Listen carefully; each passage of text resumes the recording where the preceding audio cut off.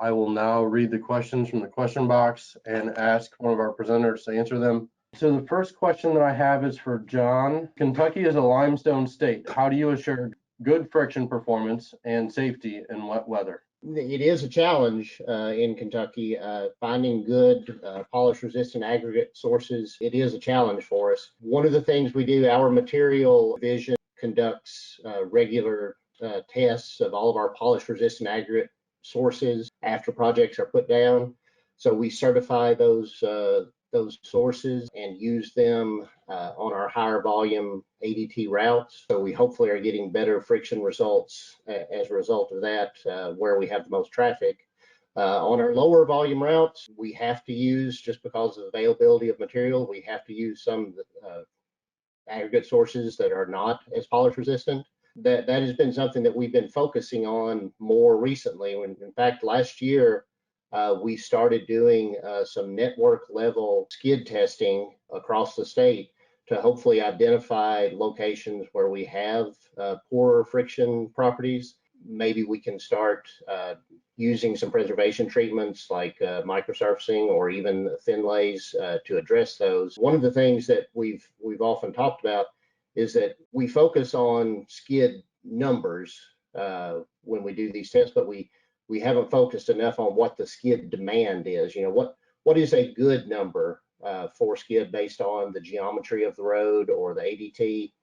And we're hoping that by doing this network level testing, we'll be able to see a correlation between certain skid numbers on certain routes and the number of runoff road accidents, crashes that we have, and then start being proactive about how we address skid. Because honestly, in the past, skid has, part of our pavement program has been more of an afterthought. It hasn't really driven a lot of our decisions, but we are hoping that in the future we're going to start being able to be more proactive about it. Gentleman gave a statement, don't forget about the black surface, absorbs heat and leads to faster melting of snow and ice from the road surface. Yet another benefit of fog seals, and that goes to Larry Tompkins' presentation. I've got a question for Larry. Do you need a chip seal on a microsurfacing project? I mean, yeah, the answer is no. I mean, the microsurfacing can be a standalone treatment if it's, if it's good as far as the roadway is concerned, as far as site selection. You wouldn't have to have a chip seal in order to do a microsurfacing. It almost seems like that might be not really what he was asking, but that I don't really know. In Illinois, we typically crack seal before we perform microsurfacing, and maybe that was just a typo. Another question for Larry: if cracks arise in a newer pavement that are too small for crack sealing, would you recommend waiting to rejuvenate fog seal until the cracks are filled, or go ahead and seal the cracks later? If they're hairline cracks, I mean, an eighth of an inch below, usually, I mean, something like a rejuvenating fog seal probably will work. You wouldn't have to wait. I mean, you could go ahead and fog seal it. I would do something now rather than wait. Another question for Larry Tompkins: what type and size of stones can minimize the dusty effects of a scrub seal? I don't know if really there's a type. Potentially, I mean, you would definitely want to look and see what the dust or the passing the 200 would be on a certain type of stone. I mean, obviously, stones like limestone will create dust potentially, and they have to be washed. But keep this in mind too: the emulsion that is usually used with the scrub seal treatment process can handle a little bit more dust than a regular chip seal process, just due to the chemistry of that scrub seal emulsion. So you could maybe get away with it a little bit more, or a dusty ag on that treatment.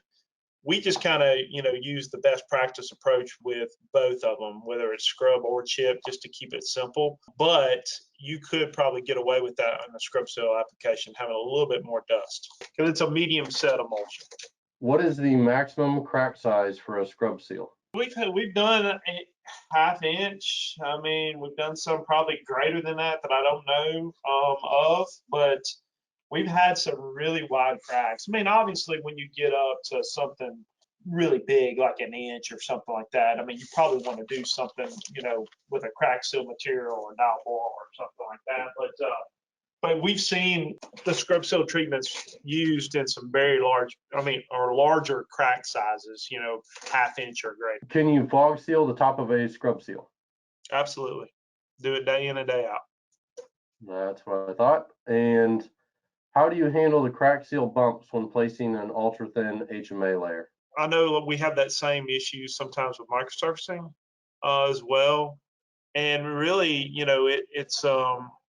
it could be the crack seal when it was placed. If you have overbanded that crack seal, you really want to try to get it recessed as best as possible. So, sometimes that doesn't happen, and you get those little bumps out there, and those are difficult. That's part of maybe the site selection process, or if you're doing crack sealing before the treatment, that would be a good point to have at least an inspector to know that it doesn't need to be overbanded. It needs to be recessed. This question is for Charles. What is the finest level of decision making that you have seen in a systematic pavement management system? And then the second part to that is, how much value do you see in that level of detail for decision making? So as to the finest level of detail, certainly in some of these local government folks, local government agencies, they're kind of looking at street block type of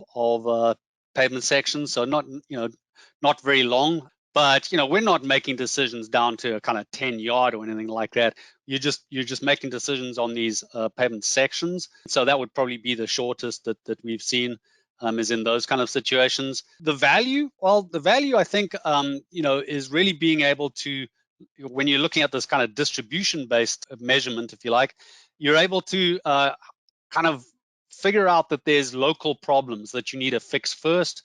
And then come with an overall seal or something like that on top of the rest of the section. And especially if you're looking at crack widths, things like cracks greater and less than a quarter of an inch there, then you're able to actually say, okay, well, this is great. We've got probably about this much crack sealing that we want to do, before we want to put on that seal or whatever it is. So I don't know if that answers your question exactly, but I don't want to give the impression that you're really trying to make decisions for every square yard of pavement. That is definitely ridiculous. You want to be working at that section level, whatever those sections might be. Rural, it's much longer. Urban, it's a bit short. This one's for Larry Tompkins again. Concern over plugging an OGFC has folks steering away from using a fog seal on them. Any comments on this, Larry? Yeah, I think NCAT has done a little bit of work on that as far as permeability and seeing if it has a big effect on OGFC. And I don't think it does, from what I remember their research saying. You're not putting a whole lot of asphalt down through there. I think you probably worry more about trash or other things clogging up your OGFC, but I don't think that fog seal will do a whole lot to the permeability of that OGFC. Normally a double microsurface is used. When would you use a single microsurface? It could just be a cost thing. Or a double sometimes is used when we refer to a double. Is maybe if you're using a scratch course where you're leveling up a road, or you have ruts, for instance, what I talked about rutting, you'll use that first course to kind of level up and then use the second course to cover up all the way across the surface. So you might get a little bit more durability out of it, or a little longer service life out of that. Thanks again to all our presenters. Special thank you to our case study sponsor, Pathways, and thanks to our conference session and case study and logo sponsors. Finally, thank you all for attending. I hope you will join us for some or all of the remaining sessions. This concludes session 3. The preceding was produced by the National Center for Pavement Preservation.